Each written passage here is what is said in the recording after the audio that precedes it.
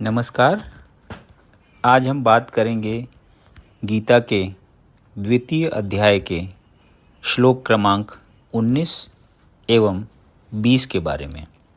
य एनम वेत्ति हंतारम यश्चैनम मन्यते हतम उभौ तौ न विजानीतो नायम हन्ति न हन्यते।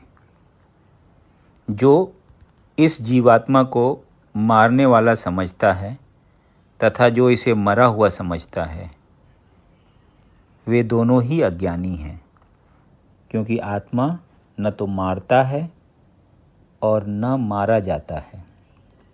तात्पर्य: जब देहधारी जीव को किसी घातक हथियार से आघात पहुंचाया जाता है तो यह समझ लेना चाहिए कि शरीर के भीतर का जीवात्मा मरा नहीं। आत्मा इतना सूक्ष्म है कि इसे किसी तरह के भौतिक हथियार से मार पाना असंभव है, जैसा कि अगले श्लोकों से स्पष्ट हो जाएगा। न ही जीवात्मा अपने आध्यात्मिक स्वरूप के कारण बद्ध है। जिसे मारा जाता है या जिसे मरा हुआ समझा जाता है वह केवल शरीर होता है, किंतु इसका तात्पर्य शरीर के वध को प्रोत्साहित करना नहीं है। वैदिक आदेश है, मा हिंस्यातम सर्वभूतानि। किसी भी जीव की हिंसा न करो, किसी भी जीव की हिंसा न करो। नहीं जीवात्मा अबध्य है का अर्थ यह है कि पशु हिंसा को प्रोत्साहन दिया जाए। किसी भी जीव के शरीर की अनधिकार हत्या करना निंद्य है और राज्य तथा भगवत विधान के द्वारा दंडनीय है, किंतु अर्जुन को तो धर्म के नियमानुसार मारने के लिए नियुक्त किया जा रहा था, किसी पागलपनवश नहीं।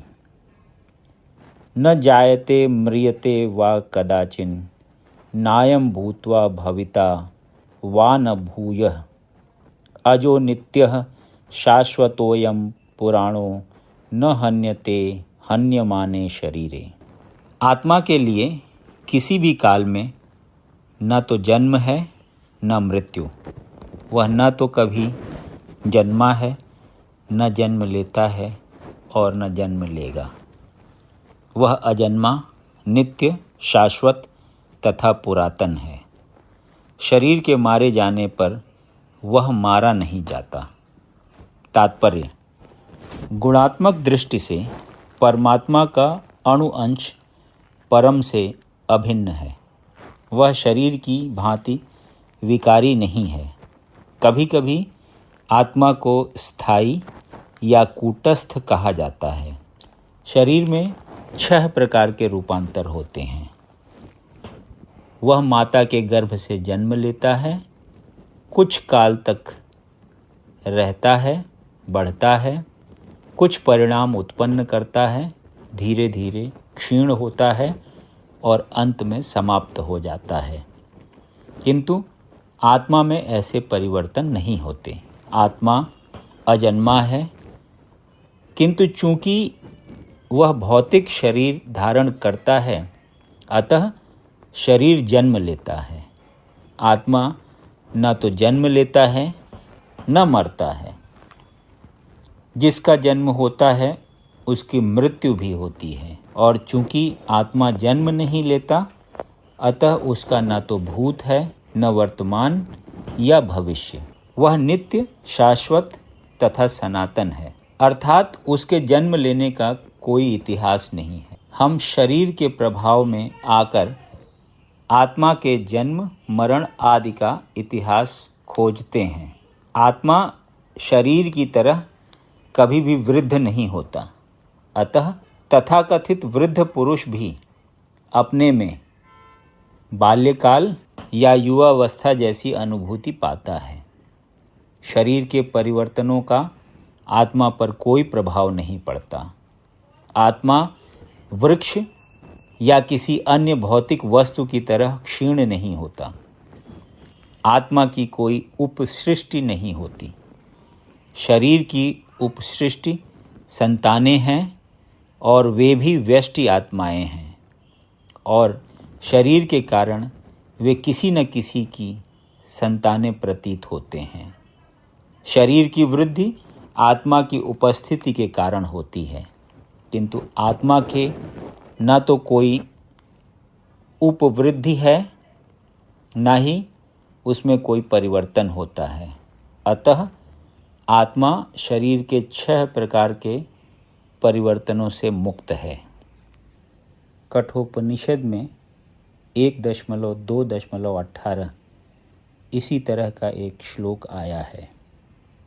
न जायते म्रियते वा विपश्चिन्नायम कुतश्चिन्न बभूव कश्चित् अजो नित्यः शाश्वतोऽयं पुराणो न हन्यते हन्यमाने शरीरे।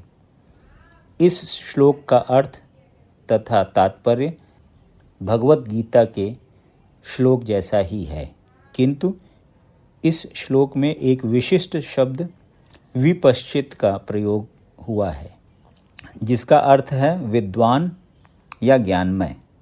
आत्मा ज्ञान से या चेतना से सदैव पूर्ण रहता है, अतः चेतना ही आत्मा का लक्षण है। यदि कोई हृदयस्थ आत्मा को नहीं खोज पाता, तब भी वह आत्मा की उपस्थिति को चेतना की उपस्थिति से जान सकता है। कभी कभी हम बादलों या अन्य कारणों से आकाश में सूर्य को नहीं देख पाते, किंतु सूर्य का प्रकाश सदैव विद्यमान रहता है। अतः हमें विश्वास हो जाता है कि यह दिन का समय है। प्रातःकाल ज्यों ही आकाश में थोड़ा सा सूर्य प्रकाश दिखता है तो हम समझ जाते हैं कि सूर्य आकाश में है। इसी प्रकार चूँकि शरीरों में चाहे पशु के हों या पुरुषों के कुछ न कुछ चेतना रहती है, अतः हम आत्मा की उपस्थिति को जान लेते हैं, किंतु जीव की यह चेतना परमेश्वर की चेतना से भिन्न है, क्योंकि परम चेतना तो सर्वज्ञ है, भूत वर्तमान तथा भविष्य के ज्ञान से पूर्ण। व्यष्टि जीव की चेतना विस्मरणशील है। जब वह अपने वास्तविक स्वरूप को भूल जाता है तो उसे कृष्ण के उपदेशों से शिक्षा तथा प्रकाश और बोध प्राप्त होता है, किंतु कृष्ण विस्मरणशील जीव नहीं हैं। यदि वे ऐसे होते तो उनके द्वारा दिए गए भगवत गीता के उपदेश व्यर्थ होते। आत्मा के 2 प्रकार हैं, एक तो अणु आत्मा और दूसरा विभु आत्मा। कठोपनिषद में 1.2.20 इसकी पुष्टि इस प्रकार हुई है। अड़ोरणीयान्महतो महीयानात्मास्य जंतोर्निहितो गुह्याम तम क्रतुः पश्यति वीतशोको धातुः प्रसादान्महिमानमात्मनः। परमात्मा तथा अणु आत्मा दोनों शरीर रूपी उसी वृक्ष में जीव के हृदय में विद्यमान हैं और इनमें से जो समस्त इच्छाओं और शोकों से मुक्त हो चुका है, वही भगवत कृपा से आत्मा की महिमा को समझ सकता है। कृष्ण परमात्मा के भी उद्गम हैं, जैसा कि अगले अध्यायों में बताया जाएगा, और अर्जुन अणु आत्मा के समान हैं जो अपने वास्तविक स्वरूप को भूल गया है। अतः उसे कृष्ण द्वारा या उनके प्रामाणिक प्रतिनिधि गुरु द्वारा प्रबुद्ध किए जाने की आवश्यकता है। यदि आपको ये वीडियो पसंद आया तो इसे लाइक करें और ऐसे ही अन्य वीडियोज़ को सुनने के लिए इस चैनल को सब्सक्राइब करें। धन्यवाद।